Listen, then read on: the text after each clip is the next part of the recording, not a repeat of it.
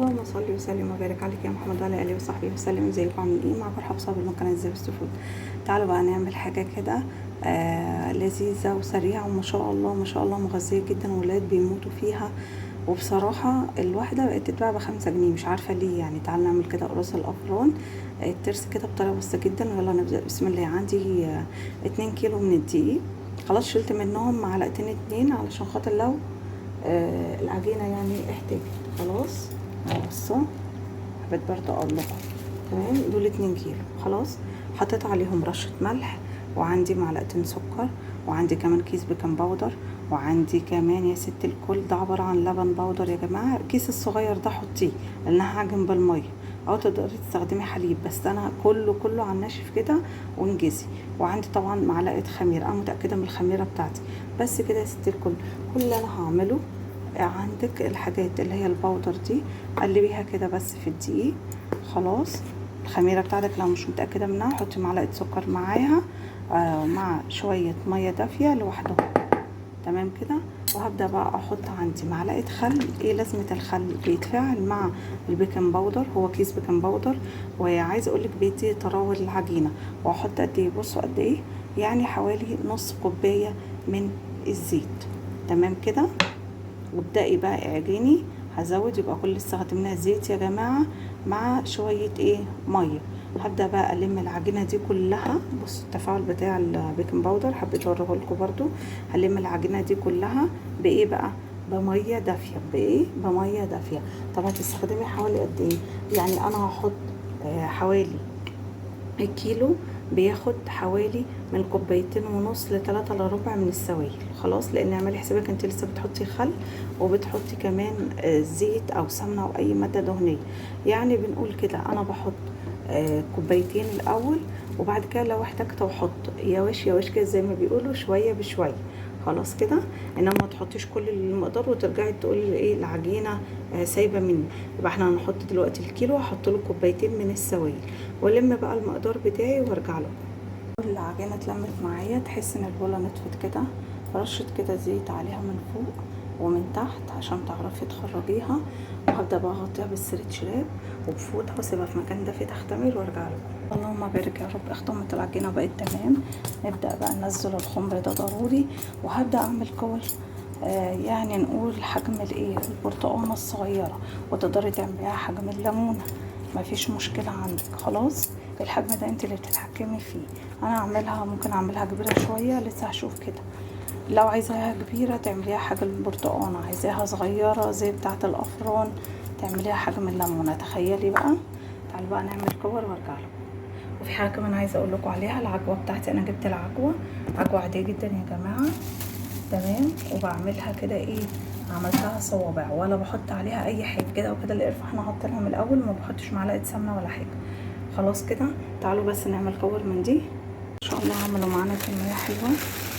تمام. لازم يضغط عشان ما يشقش منك، يبقى اوحش حاجه يعني.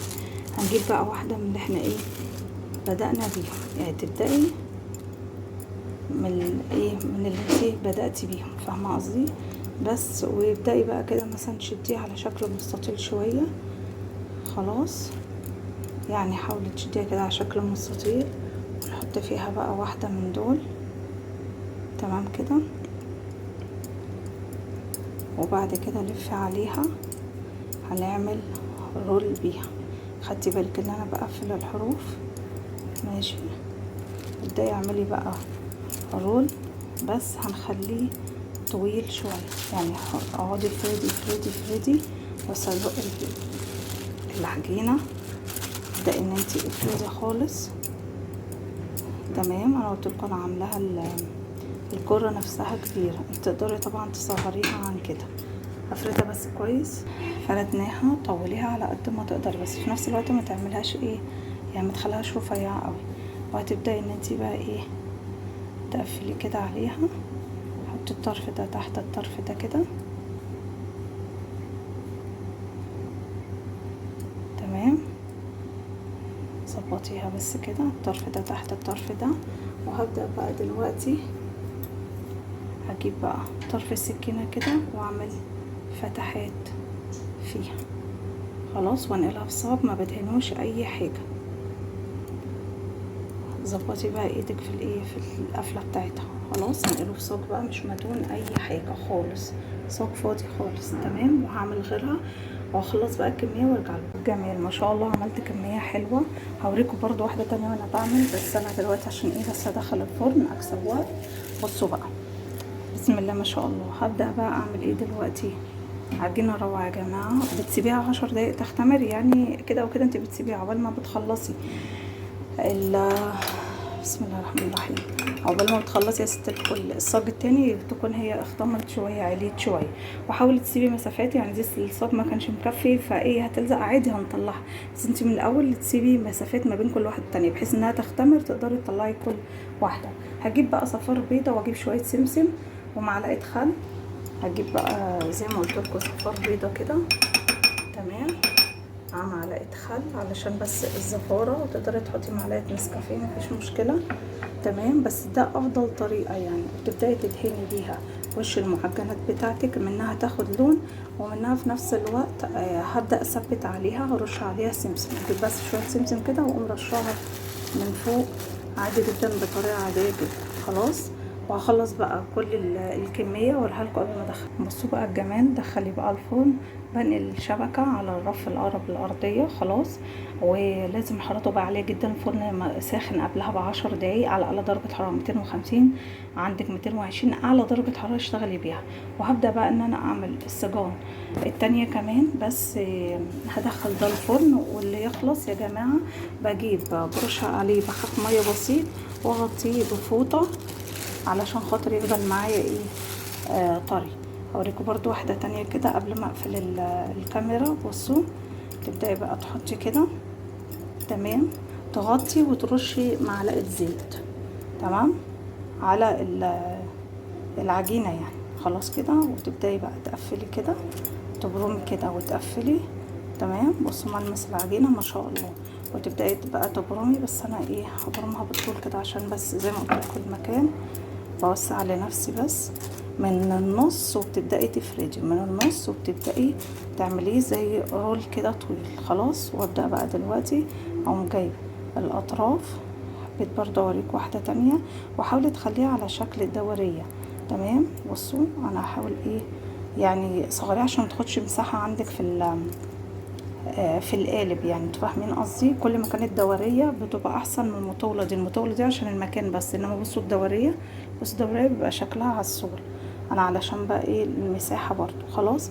بس كده. وببدا بقى طبعا بطرف السكينه وببدا اعمل الفتحات اللي قلت لكم عليها. خلاص. داير ما يدور كده العدد اللي انت عايزاه. تمام. وبتشيليها بمنتهى السهوله وبتحطيها في قلب القالب بتاعك اللي مش مدهون اي حاجه. اسوي بقى الكميه كلها ونغطيها ضروري بعد ما تطلع واوريها لكم في النهايه عامله ازاي. رايكم بقى في الكلام الامر ده ما شاء الله اللهم بارك. سهل قوي تفكيها، بس لازم تسيبيها لما تهدى خالص، هي لسه سخنه فمش هتعرفي تطلعيها. لازم دول بقى يكونوا هدي شويه. بصي قمر قمر، الله اكبر الله اكبر. بصوا الكميه يا جماعه. وعايزه اقول لكم انا كنت مرعوبه لان عندي الفرن التاني لسه سخن. الفرن التاني بايظ وعامله فرن البوتاجاز. عايزه اقول لكم فرن البوتاجاز برضو ربنا يديله الصحه، بس ما شاء الله الكميه طلعت حلوه قوي وكله طلع جميل ومظبوط. وتعالوا بقى نقدم مع بعض. بسم الله ما شاء الله. ده اللي يتقال عليه جمال بجد. بصوا الكميه الله اكبر عليها، الله اكبر. بصوا يا جماعه، بصوا هشه ازاي، بصوا جميله ازاي. بصوا التسويه، رغم ان بقول لك ده فرن الايه البوتاجاز. بصوا تحس ان هي محمصه سيكه من بره ومن جوه. بصوا الطريقه هي اللي بنجيبها، هي اللي بصي طالما تحطي ايدك كده وتطلع تاني يبقى دي كده حاجه قمر قمر. تعالوا كده نفتح واحده مع بعض. بصوا يا جماعه انا كسرت واحده حتى. بصوا الجمال، بصوا عامله ازاي من جوه، شايفين مفرغه حلوه قوي قوي قوي ومنفوخه كده. بصوا قمر قمر. لو تقولي بقى تروحي تجيبي من فرن تاني ولا اي حاجه، عايزه اقول لكم ان ولاد مش ساكتين، يلا يا ماما يلا يا ماما بجد ما شاء الله. وصفه حلوه قوي. طب لو انت حابه تحتفظي بيها، واحنا مش هحتفظ، بس لو انت حابه تحتفظي بيها هتعملي ايه يعني؟ بسم الله ما شاء الله. لو الكميه معاكي كبيره زي كده، بهزر طبعا، لا انا هحتفظ بيها طبعا. انا اقف تاني هنديهم اللي هياكلوه. وهبدأ بقى دلوقتي اجيب اكياس عادي، اكياس تلاجة عادية جدا، واقوم حاطة فيها شوية وبربط الكيس وبحطه في الفريزر. بس لازم تكون القرصة بصوا خلاص بردت تماما، لازم خلاص يا دوبك بس كده طالعه على رخامة المطبخ 5 دقايق تلاقيها فكت من نفسها، او في الميكرويف بس هي من نفسها تلاقيها فكت وزي الفل. قمر قمر قمر بجد، كمية حلوة جدا ما شاء الله، منفوخهاش حلوة قوي، تحس ان هو محمص من بره كده ومن جوه جميل. حتى عايزه اقول لكم ان في عندي رصه كده من الرصات انا سبتها كده، بصوا الرصه دي تحس ان هي طالعه حته واحده كانها ايه، كانها ورده كده. عايزه اوسع لكم اوريكم، بصوا بصوا دي كده طالعه كلها كانها ورده. خلاص حبيت برضو اوريها لكم. بصراحه كل حاجه حلوه، كل حاجه حلوه ما شاء الله. اتمنى انتوا تجربوا الطريقه سهله وبسيطه. ولو عجبكم الفيديو متنسوش تشتركوا في القناه وتفعلوا زر الجرس. كانت معاكم رحاب صابر من قناه زي فود، وشكرا والسلام عليكم ورحمه الله وبركاته. باي باي.